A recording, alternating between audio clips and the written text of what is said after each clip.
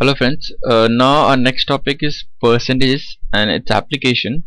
Okay, I think you are familiar with basic concepts of percentages, like how to convert percent into ratio and how to convert ratio into percentage. For example, 20% is 1/5, 50% is half.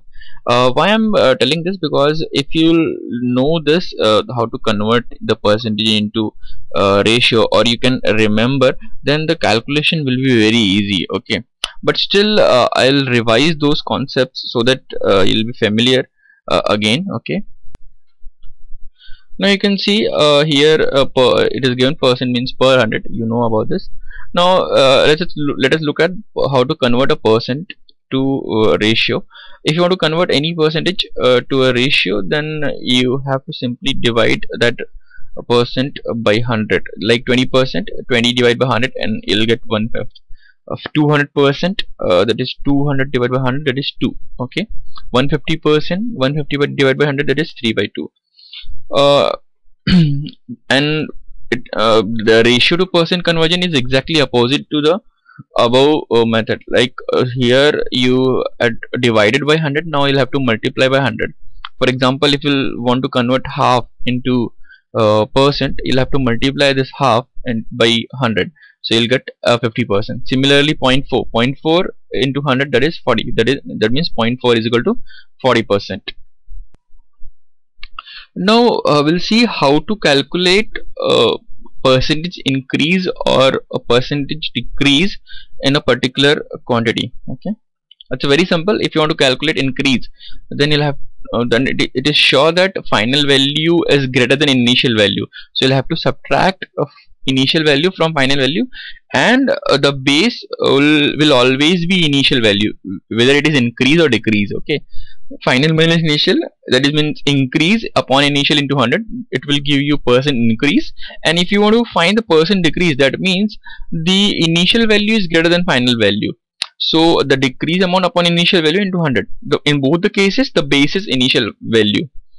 And here if you want to increase or decrease a quantity by a given percent, x%, then you can use this formula. Suppose if you want to increase a quantity by 10%, then you'll have to multiply that quantity by this factor, that is 100 plus 10 upon 100, that is 110 upon 100. Now we'll see about the successive percentage change. What is successive percentage? Suppose there is one quantity, and you are changing that quantity by some percent, and again you are changing the final value by some percent again. Whether it is increase or decrease, it is called as successive percentage change.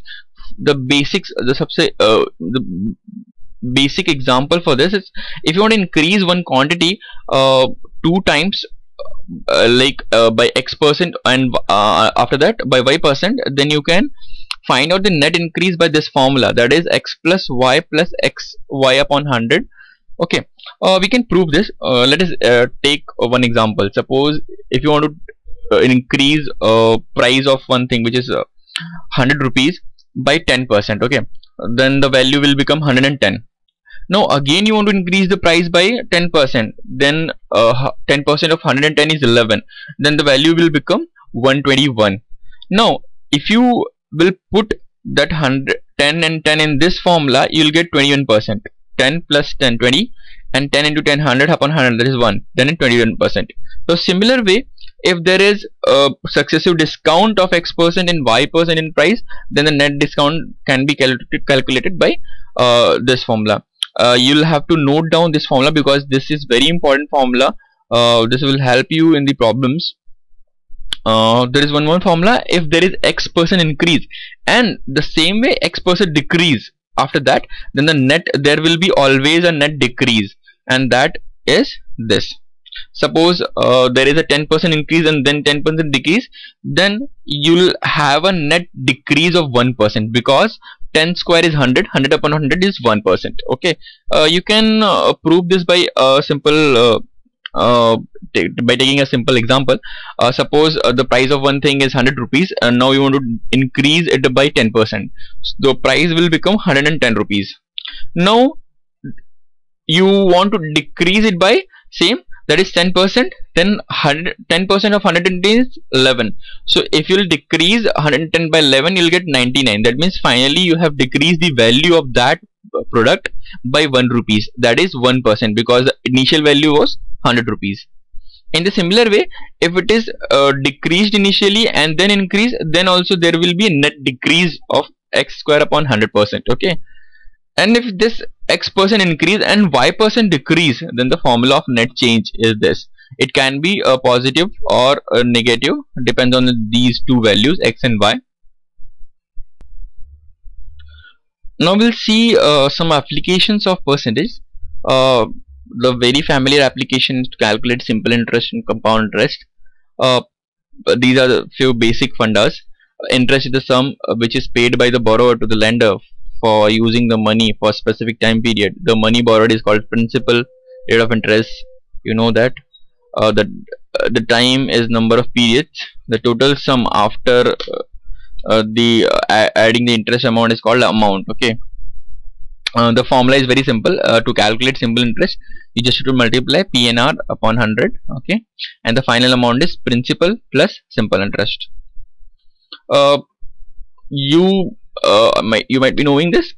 Simple interest for any number of year is common. You don't have to add interest on interest in simple interest. In compound interest, you will do this. You'll have to add interest on interest. Okay,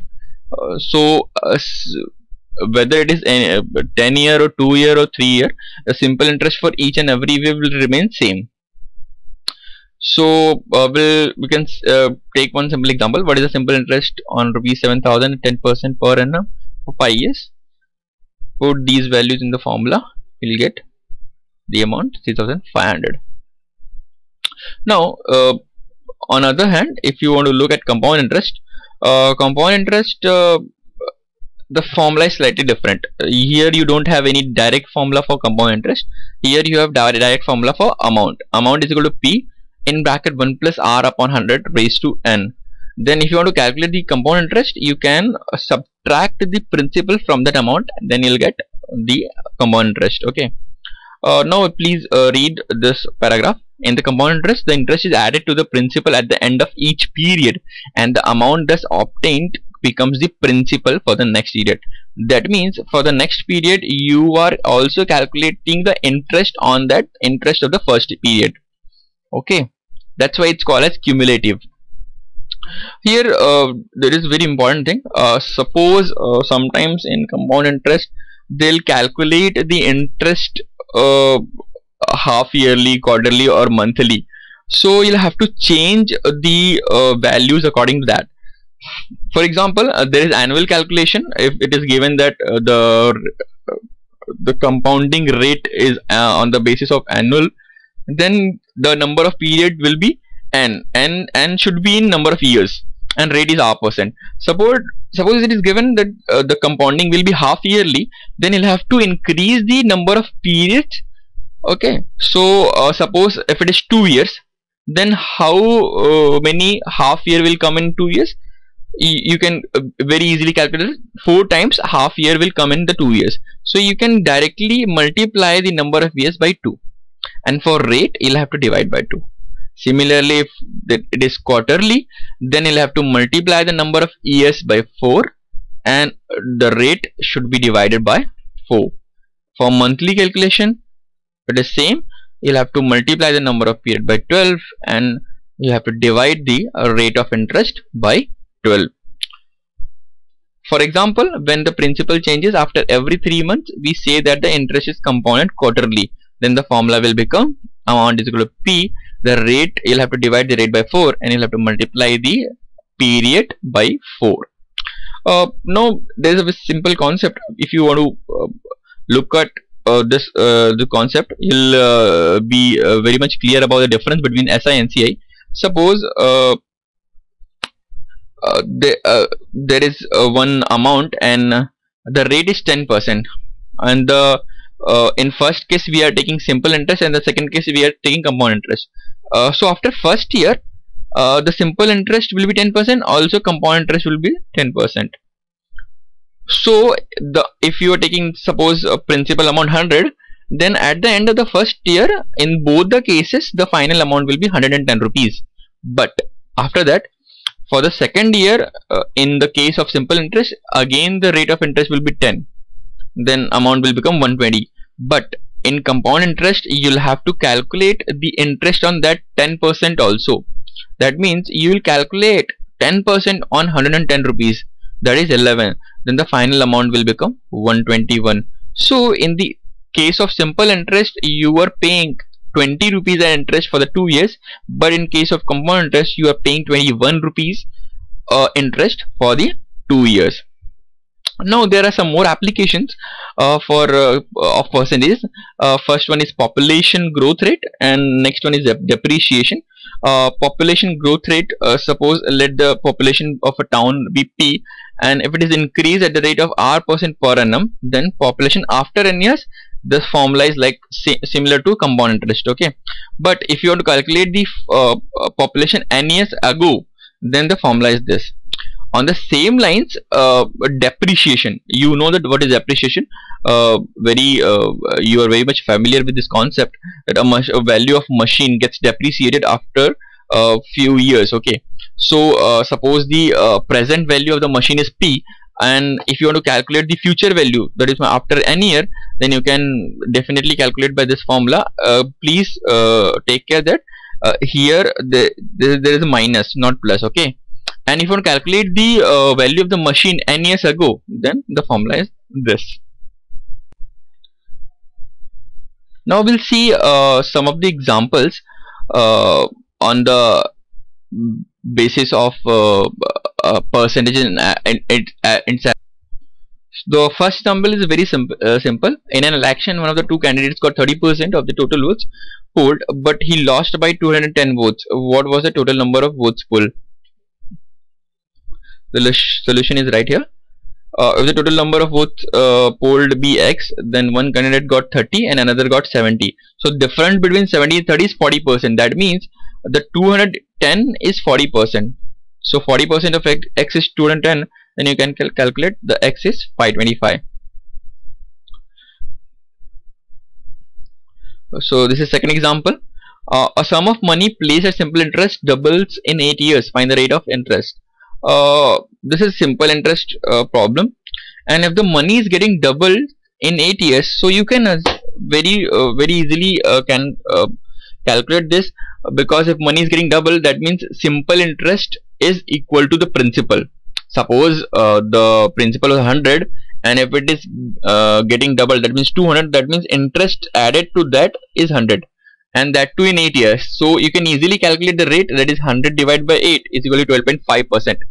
Also, I have given the complete traditional method to solve that. You can look at this.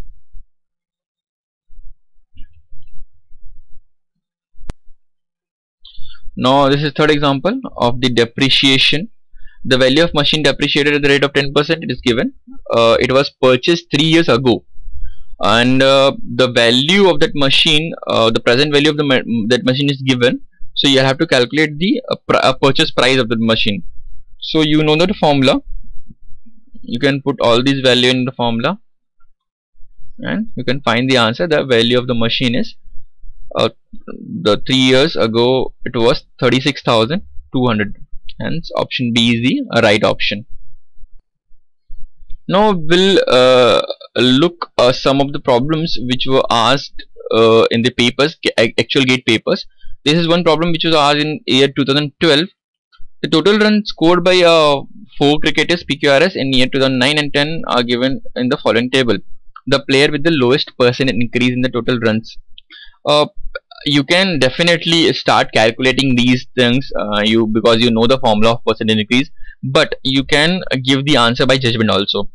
The value is this 800 and this is 1008. You can definitely approximate this as 800 and 1000. So 800 is increased by 200. That means the increase is around 25%. Now if you look at this 765, you can assume it to be 750, and it is 912. That means 900. Okay, you can approximate it.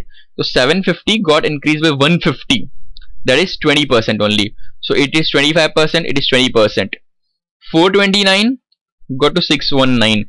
it is nearly 45 to 50%. 501 to 701, that means nearly 40%. So by approximation also you can get the answer. The highest percent increase is R and the lowest percent increase is Q. But if you want to calculate, you can always calculate. This is the calculations. You know that percentage is the final value minus initial value upon initial value, and these are the percent increase, and the lowest is for Q. Now this is next problem, which is asked in year 2010. A person invests ₹1000 at 10% annual compound interest for 2 years. At the end of 2 years, the whole amount is invested at annual simple interest of 12% for 5 years. The total value of investment finally is. So first time you'll have to use the compound interest formula, and the next time you'll have to use a simple interest formula. These are the data. I have to put it. The value, the amount after compounding for 2 years is 1210. Now you'll have to assume this value as a principal for the next investment, that is 12% for 5 years. So I have put 1210 over here, and I got simple interest as 726 rupees for 5 years. Now you can find the final amount by adding this new principal plus simple interest, that is 1936. That means answer is D. Now let us look at the third problem, which is asked in 2012. The data given in the following table summarize the monthly budget of an average household. The approximate percentage of the family budget not spent on saving. So you can calculate very easily. You can add these amount, and you know that on saving they are spending 15000. Okay, so the total budget is 10500. Expenditure other than saving is 9000. Hence you can easily calculate the percent. Sometimes students miss out this not word, and they find the percentage of saving. Okay, so please don't do this mistake. Now let us look at the fourth problem, which was asked in the year 2011. With the first appearance of this problem, you'll think that this is very tough, but no, this is very easy problem. Just you'll have to read the data carefully. The quality of service delivered by a company consists of 6 factors, that is outcome, tangible, reliability, responsiveness, empathy, and assurance. This is a radar diagram. Okay, the dots in the picture indicates the score for each factor on the scale, that is 0 to 10. You can see the scale: 0, then 2, then 4, 6, 8, 10. That means this total line is of 10. This is of 8. Okay, the standardized coefficient for each factor is given in the parenthesis. You can take this as a weightage. Okay, outcome is having coefficient of 0.8, tangible as having coefficient of 0.4, and so on. The contribution of each factor to overall service quality is directly proportional to the factor score and standardized coefficient. Overall service quality is directly proportional to these two quantities, so you can multiply these two quantities. Okay, and you can take a proportionality constant as K. Now what is the question? The lowest contribution among all the above factor to the overall quality of service delivered by the company is. So you'll have to calculate this by this. These are the factors, coefficient and factor score. I have multiplied this, and I have assumed proportionality constant as K. Now after multiplying this, I have added to the total. The total is 20K, and if you look, the lowest contribution is for tangibles, that is 2K. So if you'll find the percentage, 2K will be 10% of 20K. So answer is A. Thank you.